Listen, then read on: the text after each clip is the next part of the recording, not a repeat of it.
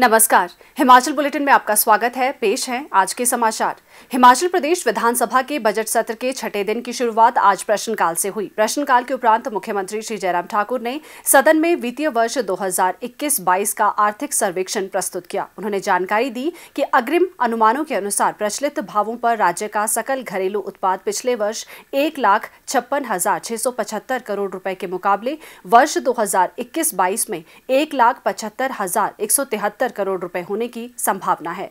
उन्होंने कहा कि अग्रिम अनुमानों के अनुसार वर्ष 2021-22 में आर्थिक वृद्धि दर 8.3% रहने की संभावना है। श्री जयराम ठाकुर ने बताया कि आर्थिक सर्वेक्षण के अनुसार सामाजिक सेवाओं पर राज्य सरकार का व्यय वर्ष 2016-17 में 29.52% से बढ़कर 2021-22 में 33.91% हो गया है। उन्होंने आशा व्यक्त की कि वर्ष 2022-23 में प्रदेश की अर्थव्यवस्था दहाई अंक की वृद्धि लक्ष्य की ओर अग्रसर रहेगी। यूक्रेन में फंसे प्रदेशवासियों को सुरक्षित वापस लाने के प्रयासों बारे आज मुख्यमंत्री श्री जयराम ठाकुर ने विधानसभा में वक्तव्य भी दिया। अध्यक्ष महोदय, रूस पर यूक्रेन के मध्य चल रहे तनाव व युद्ध के कारण उत्पन्न वैश्विक संकट चिंता का विषय है। यूक्रेन में हिमाचल प्रदेश के छात्र छात्राएं उच्च शिक्षा ग्रहण कर रहे थे। वहां लगातार बढ़ते तनाव व युद्ध की स्थिति को देखते हुए हिमाचल प्रदेश सरकार ने वहां रह रहे हिमाचल वासी छात्रों की सकुशल व सकुशल वापसी के लिए त्वरित प्रयास किए हैं। अभी तक की एकत्रित सूचना के आधार पर 198 छात्र सकुशल वापस पहुंच गए हैं तथा 249 अभी भी यूक्रेन या यूक्रेन के सीमावर्ती देशों में फंसे हैं, जिनमें से 53 बच्चे खार्किव में फंसे हुए हैं। इन 249 में से 163 से संपर्क स्थापित हो गया है। पूरे प्रदेश में राज्य सरकार के अधिकारी उन सभी परिवारों से मिल रहे हैं जिनके बच्चे या सदस्य यूक्रेन में फंसे हुए हैं। इस विषय पर सरकार पूर्ण संवेदनशीलता से त्वरित प्रयास कर रही है। यद्यपि वहां फंसे हुए 86 बच्चों से भी लगातार संपर्क करने का प्रयत्न किया जा रहा है। विदेश मंत्रालय, भारत सरकार द्वारा भी हवाई उड़ानों की संख्या बढ़ा दी गई है तथा पिछले कल एयरफोर्स का एक जहाज भी भारतीयों को यूक्रेन से लेकर वापस आया है। भारत सरकार के 4 वरिष्ठ मंत्री इस समय यूक्रेन के सीमावर्ती देशों में जाकर के भारतीय नागरिकों और छात्रों की सुकुशल वापसी के कार्य में लगे हुए हैं तथा प्रत्येक नागरिक की सुकुशल वापसी सुनिश्चित की जा रही है। अध्यक्ष महोदय, हमारी सरकार की ओर से, प्रदेश सरकार की और केंद्र सरकार की ओर से ये बहुत जोरदार प्रयास है कि हमारा हर एक बच्चा सुरक्षित भारत पहुंचे और हिमाचल अपने परिवार वालों के बीच में पहुंचे।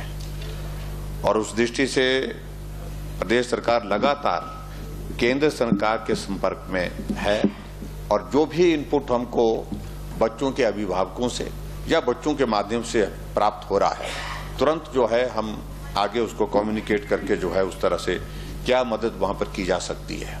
और विशेष तौर से मैं आदरणीय प्रधानमंत्री जी का विशेष तौर से मैं आभार व्यक्त करना चाहूंगा कि उनने बहुत गंभीरता से इस विषय को लिया है और पिछले कल भी आधिकारिक स्तर पर भी और उसके साथ साथ में प्रधानमंत्री जी ने भी इस मामले को लेकर के दोनों देश के साथ संपर्क करके अपनी बात कही है और कहा है कि भारत का हर एक नागरिक जो वहां पर है वहां पर भी सुरक्षित रहे और उसके पश्चात वो वहां से सुरक्षित उसको कैसे निकाल कर अपने देश में लाया जा सके, उसके लिए सहयोग के लिए दोनों देशों को लिए कहा है। और मैं उम्मीद करता हूं कि जो बच्चे वहां पर अभी फंसे हैं, और मेरे को बहुत सारे बच्चों से इस बात की जानकारी भी प्राप्त हुई कि वो अलग अलग रास्तों से जो एडजॉइनिंग जो कंट्रीज हैं, जो देश हैं, उन देशों में पहुंचे हैं और वहां वो सुरक्षित हैं। कुछ जगह वो होटल में उनके लिए ठहरने की व्यवस्था की गई है और फ्लाइट की अरेंजमेंट भी किया गया है और फ्लाइट जैसे उनकी अवेलेबल होती है तो उसके बाद तुरंत वो वहां से निकल करके भारत वापस आ जाएंगे और अपने प्रदेश, अपने परिवार वालों के बीच में होंगे। मुख्यमंत्री श्री जयराम ठाकुर ने आज शिमला में जल शक्ति मिशन एवं स्वच्छ भारत मिशन ग्रामीण की राज्य स्तरीय समीक्षा बैठक की अध्यक्षता की। बैठक में केंद्रीय जल शक्ति राज्य मंत्री श्री प्रहलाद सिंह पटेल ने राज्य में जल जीवन मिशन और स्वच्छ भारत मिशन ग्रामीण के कार्यान्वयन की जानकारी प्राप्त की। मुख्यमंत्री ने कहा कि प्रदेश में 17,28,000 घरेलू नल कनेक्शन है, जबकि वर्ष 2022 के दौरान 1,25,000 कनेक्शन प्रदान किए जाएंगे। उन्होंने कहा कि राज्य के किन्नौर और लाहौल स्पीति जनजातीय जिलों के सभी घरों में नल के माध्यम से पानी के कनेक्शन प्रदान किए जा चुके हैं। इस मिशन के तहत ऊना एक आकांक्षी जिला है। उन्होंने कहा कि 24 खंडों, 2,284 ग्राम पंचायतों और 14,525 गांवों को अब हर घर जल से जोड़ा जा चुका है। श्री जयराम ठाकुर ने कहा कि भारत सरकार द्वारा किए गए आकलन के अनुसार हिमाचल प्रदेश FHTC कवरेज में देश के शीर्ष 10 राज्यों में शामिल है। केंद्रीय राज्य मंत्री ने जल शक्ति विभाग के अधिकारियों को सभी घरों को नल से पानी का कनेक्शन निर्धारित समय में उपलब्ध करवाने का लक्ष्य प्राप्त करने के लिए हर संभव प्रयास करने को कहा। प्रदेश सरकार वन अथवा सरकारी भूमि जिस पर मंदिर निर्मित किए गए हैं को उन मंदिरों के नाम हस्तांतरित करने पर सहानुभूतिपूर्वक विचार करेगी। मुख्यमंत्री श्री जयराम ठाकुर ने मंगलवार शाम मंडी के संस्कृति सदन में आयोजित कारदार संघ की बैठक को संबोधित करते हुए ये घोषणा की। मुख्यमंत्री ने कहा कि मंडी के अंतर्राष्ट्रीय शिवरात्रि महोत्सव में सैकड़ों देवी देवता अपने देवलुओं के साथ भाग लेते हैं, मगर उन देवलुओं के ठहरने के लिए स्थान का अभाव काफी समय से बना हुआ था। उन्होंने कहा कि उनकी इस आवश्यकता को पूरी करने के लिए संस्कृति सदन का निर्माण किया गया है। श्री जयराम ठाकुर ने कहा कि हिमाचल के लोगों की देवी देवताओं में प्रगाढ़ श्रद्धा है।